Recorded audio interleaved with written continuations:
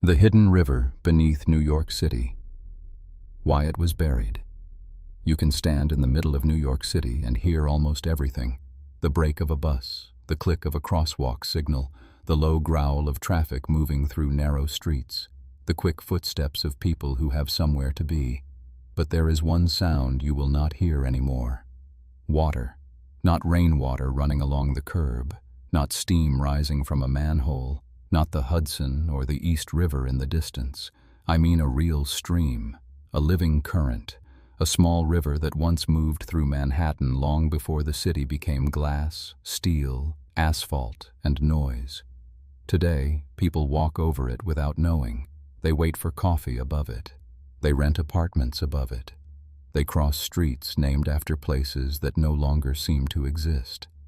But beneath parts of Greenwich Village, beneath the old streets and brick buildings, there is a memory of water that New York tried to bury. This is the story of Minetta Brook, and it begins with a strange truth. New York did not conquer nature all at once. It covered it, street by street. Before Manhattan became the city people recognize today, it was not a clean grid of avenues and blocks. It had hills, it had marshes, it had ponds, springs, swamps, and winding streams. The island was uneven, wet in places, soft in places, alive in ways that are hard to imagine now. There were small valleys where water collected. There were meadows where the ground stayed damp. There were low areas that slowed a traveler down before a map ever turned them into property. Minetta Brook was one of those waterways. It was not the size of the Hudson. It was not the kind of river that gets painted into heroic landscapes. It was smaller, quieter, easier to ignore. But small water can shape a city. The brook moved through what is now Greenwich Village. It gathered from springs and smaller branches north of the village, then worked its way south and west through the land. It passed near the area we now know as Washington Square. From there, it moved toward the Hudson River. Today, when people walk along Minetta Lane or Minetta Street, many do not realize the name is not decorative. It is evidence. A street name can be a fossil, a little mark left behind by something the city erased but never fully replaced. In the early days, this water mattered. For native people, for early settlers, for farmers, for animals, for anyone living close enough to depend on the land, a stream was not scenery. It was direction. It was food. It was a boundary. It was a resource. A creek told you where the ground dipped. It told you where animals moved. It told you where a path might become muddy after rain. It told you which land could be built on easily and which land would fight back. That is the part modern cities make us forget. Land has a memory. Water has a habit. You can rename it. You can draw streets over it. You can sell it in parcels. You can build expensive houses on top of it. But water remembers the lowest place, and sooner or later, it tries to go home. By the late 18th and early 19th century, Manhattan was changing fast. The city that had once clustered near the southern tip of the island was pushing northward. More people arrived. More houses were built. Streets were extended. Land that had once been inconvenient became valuable. A stream that had once been useful started to look like a problem. That is how many buried rivers disappear. Not through one dramatic decision. Not because someone hated water, but because a city begins to see a natural feature as wasted space. A brook takes up land. A marsh slows construction. A pond attracts dumping. Wet ground complicates foundations. Standing water frightens people because it brings smells, insects, fever, and uncertainty. So the question changes. People stop asking, how do we live with this water? They start asking, how do we get it out of the way? Minetta Brook was not alone. Lower Manhattan had another famous body of water, Collect Pond. For a long time, Collect Pond was one of the city's important freshwater sources. It was a real lake, once deep and clean enough to matter. But as New York grew around it, the pond became polluted by nearby industries, waste, and urban life. By the early 1800s, city leaders decided to drain it and fill it in. A canal was built to carry water away, and that history still survives in the name Canal Street. The pond was drained in the early 19th century, and the canal itself was eventually covered. That is the pattern. First, the water is useful. Then the city grows. Then the water becomes dirty. Then the dirty water becomes proof that it should be buried. Minetta Brook followed that same brutal logic. As buildings crowded closer, the brook's surroundings changed. The land around it was filled, graded, built over, and forced into the shape of a growing city. In the early 1820s, New York's Common Council commissioned work that began turning Minetta Brook into a covered sewer. It was no longer treated as a living stream. It became part of the hidden machinery of the city. That one decision tells you almost everything about the 19th century city. Water did not have to be loved. It had to be managed. If it could not be managed in the open, it would be managed underground. Imagine that process, not as a clean engineering diagram, as a street-level scene. Men digging through wet ground, wooden supports, mud sticking to boots, horses pulling carts loaded with fill. Neighbors watching a familiar watercourse become a trench, then a drain, then a covered thing no one was supposed to think about again. There is something deeply unsettling about that. A river can vanish in public. Everyone sees the work happening. Everyone knows what used to be there. Then a few decades pass, and children grow up thinking the street was always the street. That is how a city edits memory, not by destroying every trace, by making the trace ordinary. Minetta did not vanish from maps and stories immediately. Older New Yorkers remembered it. Writers mentioned it. Engineers worried about it. Builders knew when they hit its old path. The brook had been covered, but the problem was not gone. Because buried water is not dead water. In the late 19th century, people were still talking about Minetta Brook as a hidden force beneath the city.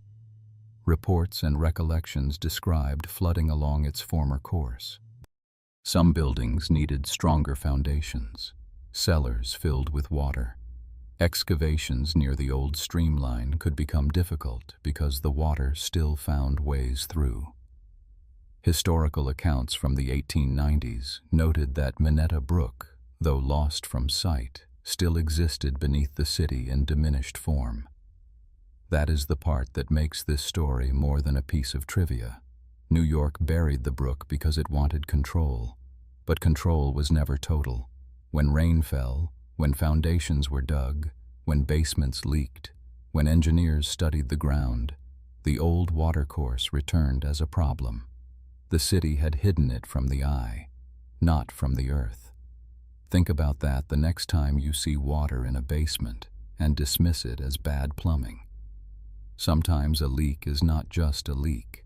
Sometimes it is geography speaking through a wall. This is why old maps of Manhattan still matter. One of the most famous is the Viele map, created in the 19th century by Egbert Ludovicus Viele. It showed old streams, marshes, ponds, and the island's natural drainage patterns. Builders, engineers, and historians have long been fascinated by it because it reveals the city beneath the city, the Manhattan that existed before the grid tried to make everything straight. The modern street grid can make New York feel inevitable, avenue after avenue, block after block, numbers replacing memory. But water does not care about numbers. It follows slope. It follows soil. It follows the old low places. That is why the story of Minetta Brook feels so powerful. It pushes back against the illusion that cities are only built by architects, politicians, and money. Cities are also built against mud, against water, against smell, against disease, against the things people do not want to see. There is a darker side to this too. When a city buries a stream, it often buries more than water. It buries neighborhoods that once formed around that water. It buries the work of poor laborers who filled the land. It buries the memory of people who lived in damp places because better land was too expensive. It buries the environmental cost of turning a living system into a drainage problem. In New York, this happened again and again. Streams became sewers. Ponds became lots. Wetlands became streets. Shorelines were extended. Hills were cut down. Valleys were filled. The city did not simply grow on Manhattan. It remade Manhattan. And every act of remaking had consequences. Collect Pond is one of the clearest examples. After it was filled, the land remained unstable and unhealthy. The area later became associated with poverty, crime, and difficult living conditions. The infamous prison known as the Tombs was built on filled land connected to the old Collect Pond site, and historical accounts noted problems tied to the unstable ground beneath it. That detail matters because it destroys a simple myth. The city did not bury water and instantly create progress. Sometimes it buried a problem and built another problem on top of it. That is what makes this story feel modern. We still do this. We still hide things that make development inconvenient. We hide rivers in pipes. We hide waste under infrastructure. We hide old damage behind new buildings. We hide environmental memory under real estate language. Then, years later, the hidden thing returns as flooding, bad drainage, sinking foundations, or neighborhoods that seem cursed by problems no one wants to trace back to the beginning. Minetta Brook is not a ghost story. It is more uncomfortable than that. It is a city planning story, a public health story, a real estate story, an environmental story. And it is a reminder that New York's most famous illusion is not Times Square or Wall Street or the skyline. The illusion is that the city stands completely above nature. It does not. It sits on top of it.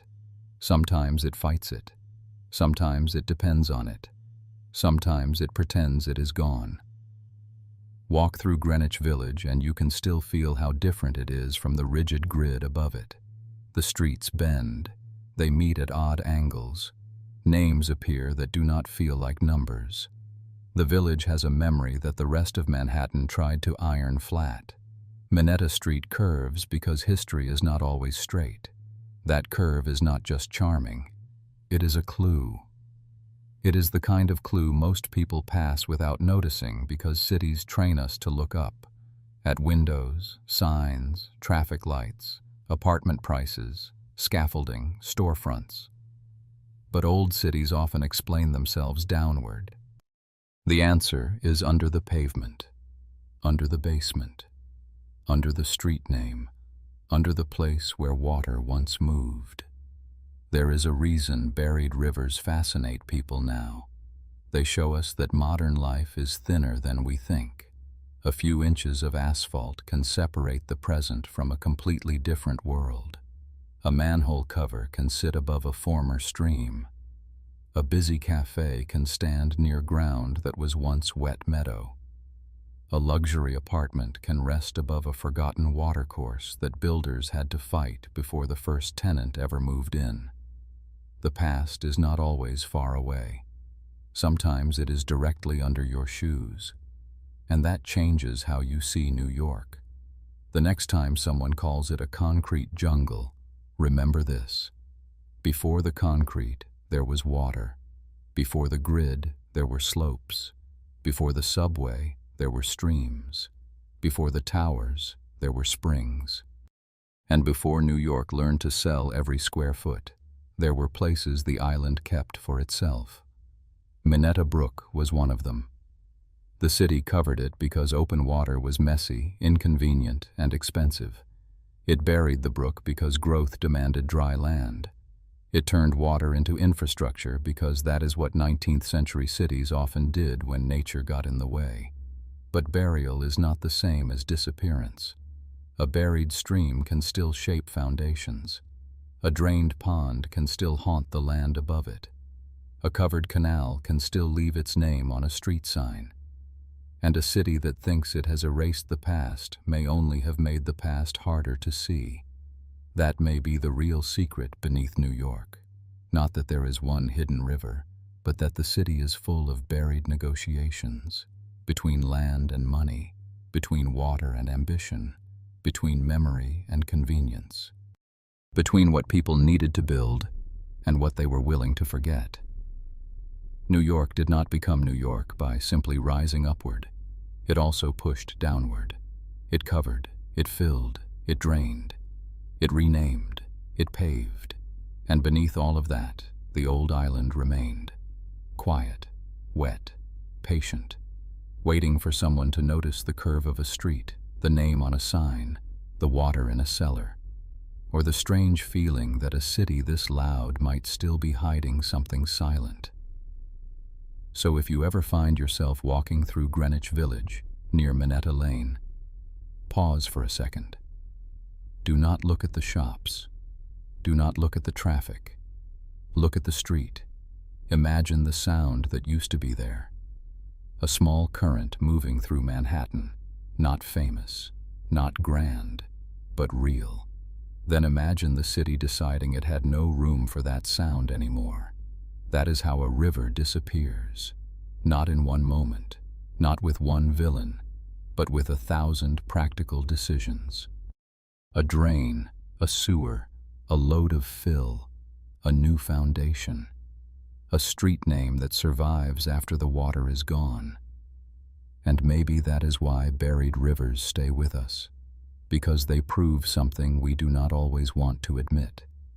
A city can cover its past, but it cannot always keep it quiet.